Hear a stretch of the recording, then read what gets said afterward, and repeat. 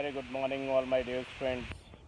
सवाल है कि कम पढ़कर बेस्ट रैंक कैसे लाएं नीट में।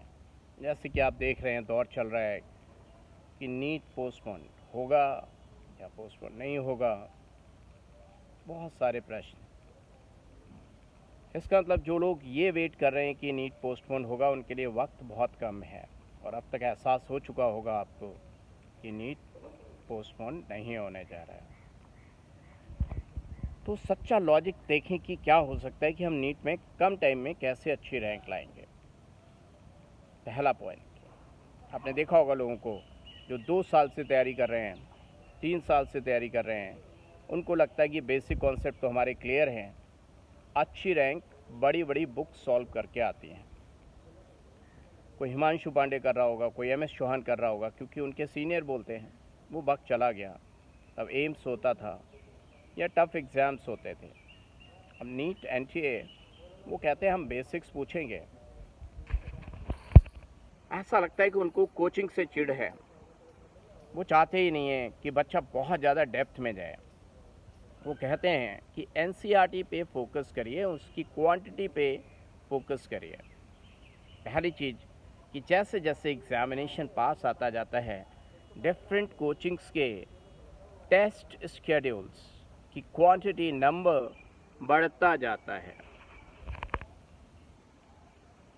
आप जैसे टेस्ट देने जाते हैं आपको ये समझ में नहीं आता कि हम टेस्ट की तैयारी करें या हमारा जो रेगुलर कोर्स चल रहा था उसको पढ़ें, क्योंकि जो आप पढ़ रहे होते हैं उसमें डिसकंटिन्यूटी आ जाती है और आप टेस्ट के लिए पढ़ने लगते हैं तो आपका मन कहता नहीं, तो आप कुछ नहीं कर पाते, आप बैठ जाते हैं शांत होके, परेशान से रहते हैं क्योंकि आपका माइंड दोनों में उलझ के रह जाता है।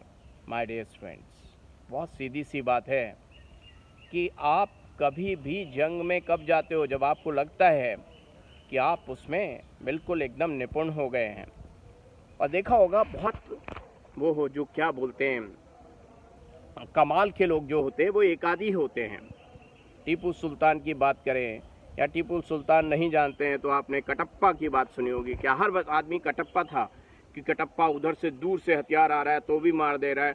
इसका मतलब उसकी प्रैक्टिस बहुत अच्छी थी तो वो और कुछ सीख सकता है। या हम फुटबॉल की बात करें तो रोनाल्डो अभी नई चीज़ सीख सकता है क्योंकि पुरानी चीज़ों पे उसका कॉन्सेप्ट बहुत क्लियर है, उसकी प्रैक्टिस बहुत अच्छी है, वो कुछ भी कर सकते हैं। ऐसे एक आध लोगों को देखकर अगर आप भी कुछ भी करने लग गए तो आपका जो सिलेक्शन है वो सिलेक्शन ही चला जाएगा। फिर मैं लौट के आता हूँ, एग्ज़ाम्स डिफरेंट कोचिंग्स के बहुत कम दीजिए। मैं नहीं कहता हूँ मत दीजिए, बट उनकी फ्रीक्वेंसी कम कर दीजिए। 15 दिन में एक टेस्ट दीजिए। रोज़ एक हफ्ते में आपके 9 घंटे अगर ऐसे ही जा रहे हैं, कहीं दूर से आप चल के आ रहे हैं टेस्ट के लिए, 3 घंटे का टेस्ट है, 3 घंटे आने में 3 घंटे जाने में लग रहे हैं, अपना शहर छोड़ के आ रहे हैं, तो आपकी जो प्रैक्टिस होनी थी वो प्रैक्टिस ही नहीं हो पा रही है और टेस्ट में मार्क्स कम आ रहे हैं तो इधर भी रो रहे हैं, सेटिस्फेक्शन कम हो रहा है, और उधर तो रो ही रहे हैं आप। उसकी जगह आप थोड़ी मस्ती कर लीजिए, चिल कर लीजिए, सो लीजिए, अच्छे से खा लीजिए, उससे सिलेक्शन होगा। तो NCERT को अपना हथियार बनाएं। बेसिक क्वेश्चंस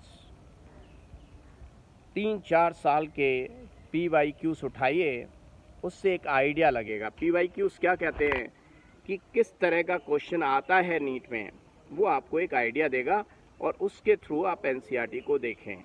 कोई कॉन्सेप्चुअल चीज़ है तो टीचर से समझ लें। ये 9-9 घंटे जो आप बर्बाद कर रहे हैं, अब मैं ये नहीं है कि जो बच्चा बहुत अच्छा है अपने आप को, जो बहुत अच्छा बच्चा भी है वो बहुत ज़्यादा टेस्ट ना दे, कम टेस्ट दीजिए, अपने आप को प्रिपेयर करिए, अपने कॉन्सेप्ट को स्ट्रॉन्ग करिए। अगर स्ट्रॉन्ग है तो NCERT की इनऑर्गेनिक केमिस्ट्री को देखिए, डेटास को देखिए, वो आपको हेल्प करेंगे। So all the best. अगर आपको ये बात मेरी सलाह अच्छी लगी है तो कमेंट सेक्शन में ज़रूर बताएं। मैं आपके साथ बना रहूँगा जब मेरी ज़रूरत है, जहाँ जहाँ मेरी ज़रूरत है मैं आपका साथ देता रहूँगा। All the best. फिर मिलेंगे पढ़ते।